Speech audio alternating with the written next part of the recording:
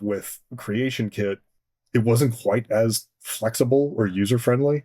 To me, a good tool is when I'm working on stuff like our props or out in the when we were building the saloon.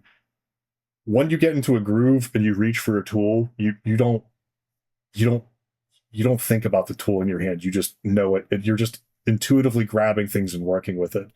And I always felt that with the Creation Kit, everything felt very deliberate. Like I am opening a dialogue and searching a dialogue and finding the thing in the dialogue. And it's like with Unreal Engine, I was just kind of like, I could just zoom through it a little faster, like I wasn't as aware of what I was doing because it was easier to be in a zone than it was with Creation Kit. Right. So you had to focus a lot more on what you were doing. Yeah. And that's not, and again, that's just, that was my adaptation or lack of. Like, there are people who worked at Bethesda for a long time that they can make that thing dance. Like they can, like I mean, that's not to knock the Creation. It's very robust. I mean, if it weren't robust, you couldn't make Starfield. You could not make Fallout. You could not make Elder Scrolls, but they are very, very different.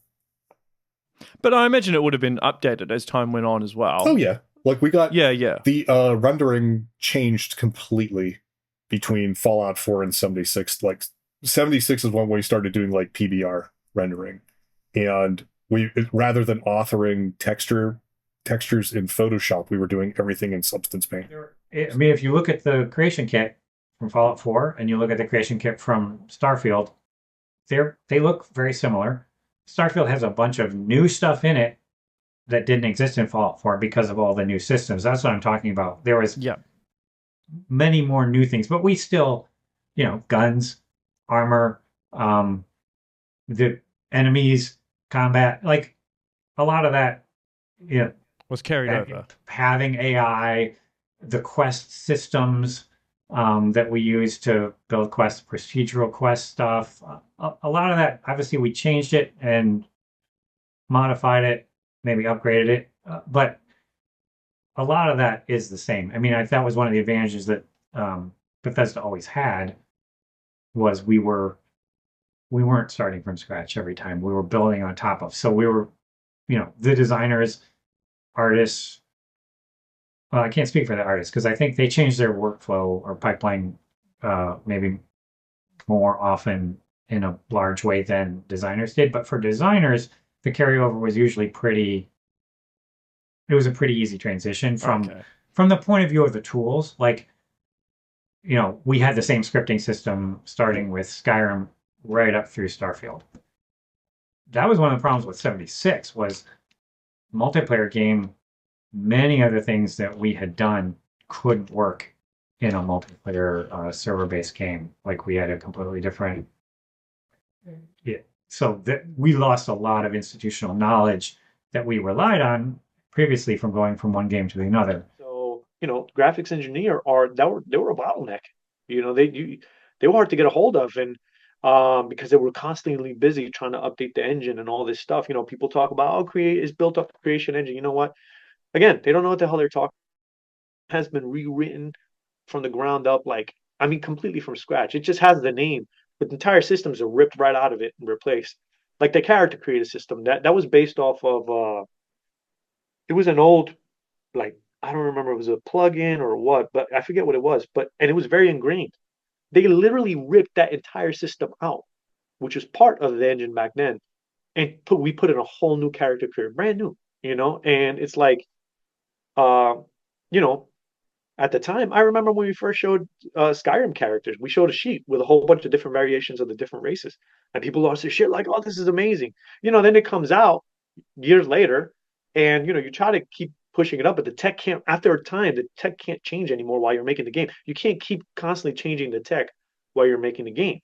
You have to ship it.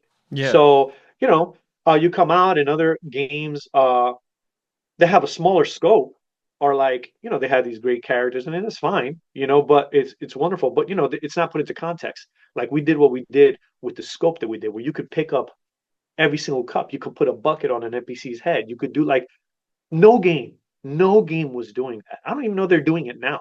You know, so it's like my point is like the fact that you can fill your starship with a whole bunch of what are those honey buns or whatever the heck, you know, like games don't let you do that kind of shit. You know, like that's not common.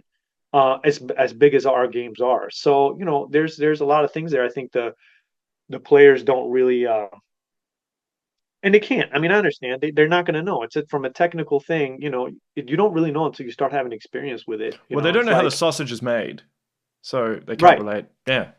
Yeah, they can't relate, and I don't blame them for that. I think at times it wouldn't be a bad idea to maybe be more thoughtful about the way that's communicated. You know, But then when you're doing like this open world thing with all these things going on, like it was very difficult to get work done sometimes. So that said, at the time, it was stuff that not everyone was doing. But I think that has shifted since, and open world games are no longer this weird fringe thing like they were back then. And Unreal 5 has been an amazing thing to work with where I don't have to spend all this time loading the game and stuff. Like if I want to see a change, I just hit play in the editor, and that alone is this absurd amount of hours that I get back working on the game. Like there's no way I could have shipped this game in 3.5 years if I had to load the entire thing every time I wanted to see a change. You're easily talking about doubling the number of hours you're going to spend sometimes. Yeah, well, I'd think time is such a precious commodity that you'd want Yeah. to utilize it as much as possible. Um, that's why I'm a bit surprised they still keep using the creation engine at Bethesda and they haven't maybe migrated to Unreal 5. Yeah, I think it's pretty telling that there are some studios with similar tech that have made that leap lately, like CD Projekt Red going over there. It's like it's not to say that it wouldn't be a ton of work. Like there's dialogue and quest systems to get up and running.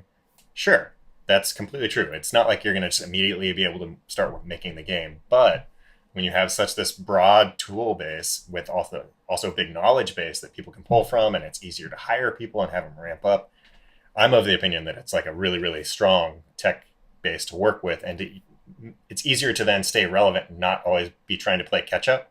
Like a lot of what was done on Starfield was trying to get all these rendering systems and animation systems sort of up to snuff, and it makes it really hard to even actually make the game.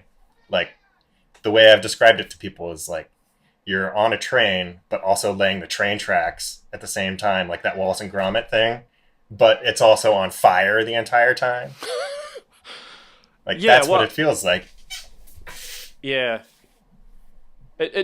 I would think that the initial cost to migrate over to Unreal Engine 5 would be hefty sum initially, Yeah, but you'd reap that reward in the long run later because everything would be a bit more streamlined.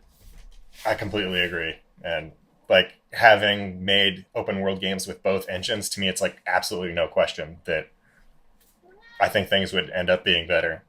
That said, I don't think they're actually going to do that. I would be shocked if that did happen. Because, I don't know, people also have trouble changing their minds sometimes, where they made a decision at some point, and it did make sense at the time. 10 years ago, I completely agree. But I think it's important to reevaluate tech, and games are constantly changing. Like, I started making games when we literally didn't even have color. So to always commit yourself to these decisions you made in the past, I think is dangerous.